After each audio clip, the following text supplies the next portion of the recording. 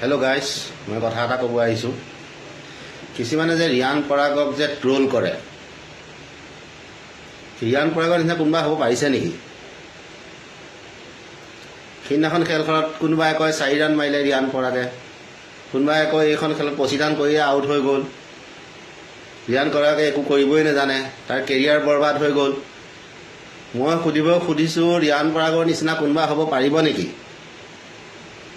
সেইটো অসমৰ ল'ৰা এটাই IPLত চান্স পাইছে, কাইলৈ পৰহিলৈ গৈ ইণ্ডিয়া ক্ৰিকেট টীমতো ভাল এজন খেলুৱৈ হৈ পেলাই ডেইলি খেলিব পাব।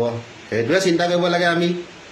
কিবা এটা কথা হ'লে বোলে আজি জুবিন গাৰ্গক লৈ বোলে জুবিন গাৰ্গে মদ খাইহে গান গায়, জুবিন গাৰ্গেনো কি কৰি আছে? তহঁতে জুবিন গাৰ্গ আৰু ৰিয়ান পৰাগৰ নিচিনা হ'ব পাৰিবি নেকি? মই সুধিব খুজিছোঁ। ভাত চা, ধোনীক ভাল পাওঁ, বিৰাট কোহলিক ভাল পাওঁ, ইণ্ডিয়ান টীমৰ হিচাপে আমি ইণ্ডিয়াৰ মানুহ হিচাপে ভাল পাওঁ, বা ৰাহুল দ্ৰাবিড়ক ভাল পাওঁ, বা বিৰাট কোহলিক ভাল পাওঁ। কিন্তু তাতো এটা কথা থাকে, সেহেঁত আমাৰ আছে দিলত, অন্তৰত আছে। বিৰাট কোহলি, ৰোহিত শৰ্মাহঁত, আমাৰ ধোনীহঁত আমাৰ অন্তৰত আছে। কিন্তু আমাৰ সোণত কোন আছে, অৰ্থাৎ তেজত কি আছে? তেজত আমাৰ ৰিয়ান পৰাগ আছে। আমি অসমক ছাপোৰ্ট কৰিব লাগিব। আমি অসমীয়া হিচাপে অসমীয়া এজন গৈ পেলাই তাত খেলিছে, আমি সেইটোৱে ভাল পাব লাগে। তোমালোকে দেখোন বোলে ৰিয়ান পৰাগে আমুকটো কৰিলে, ৰিয়ান পৰাগৰ কেৰিয়াৰ শেষ হ'ল, ৰিয়ান পৰাগক কেপ্টেইন কিয় বনাই দিলে, সঞ্জু চামছেঙক বনাব লাগিছিল, এইবিলাক কি কথা? তোমালোক আচলতে প্ৰকৃত অসমীয়াই নহয় মোৰ হিচাপত। অসমীয়া এজনক যদি তোমালোকে ট্ৰল কৰিব পাৰা, অসমীয়া এজনৰ বিষয়ে যদি তোমালোকে ভাল এটা চিন্তা কৰিব নাজানা, তোমালোকে অসমত থাকি কি আছে? তোমালোকৰ অসমৰ থাকি তোমালোকে একো লাভেই নাই অসমীয়া হিচাপে।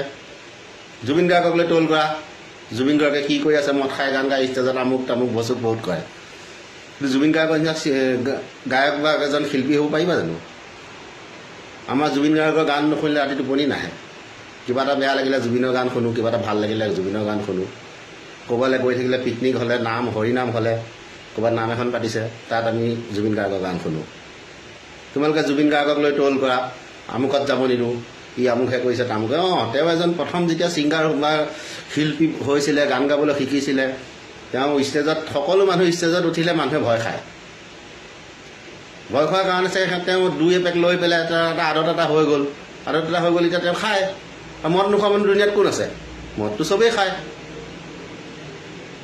কোন আছে নহয়? কমচে কম অল ৱৰ্ল্ডত 100% মানুহৰ ভিতৰত 90% মানুহেই মদ খায়।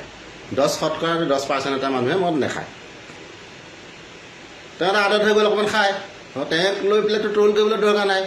বোলে জুবিন আমুকে, জুবিনৰ নিচিনা কোনোবা হ'ব পাৰিব? ভূপেন হাজৰিকাৰ নিচিনা কোনোবা হ'ব পাৰিব? জয়ন্ত হাজৰিকা, খগেন মহন্ত, এইবিলাকৰ নিচিনা কোনোবা হ'ব পাৰিব? নোৱাৰে নহয়। নতুন ছিংগাৰবিলাকৰ কথা ক'লে এটা কোনেও ভাল, লোকৰ গান গাইছে, লোকৰ সুৰ লগাই, লোকে সুৰ দিয়া গানবিলাক গাইছে, সেইটো বেলেগ কথা। যোন শিল্পী নিজে গান গাইছে, নিজে লিখিছে, নিজে সুৰ দিছে, তেওঁক ট্ৰল কৰি লাভ নাই নহয়। তেওঁ আমাৰ এজন অসমৰ হীৰা বুলি ক'ব লাগিব। অসমৰ হীৰা হয় আমাৰ। তেওঁক লৈ আমি গৌৰৱ কৰিব লাগে। ৰিয়ান পৰাগক লৈ আমি গৌৰৱ কৰিব লাগে। ইমান দিনৰ মূৰত যে এজন অসমীয়া ল'ৰা গৈ পেলাই বিদেশত খেলিব পাৰিছে, বা ইণ্ডিয়াতে খেলক বা বিদেশতে পাতে, ক'ৰবাত খেলক, এটা চান্স পাইছে, আমি উৎসাহিতহে কৰিব লাগে, তেওঁক ছাপোৰ্ট কৰিব লাগে। তোমালোকে প্ৰত্যেক কথাটোৱে ট্ৰল কৰা,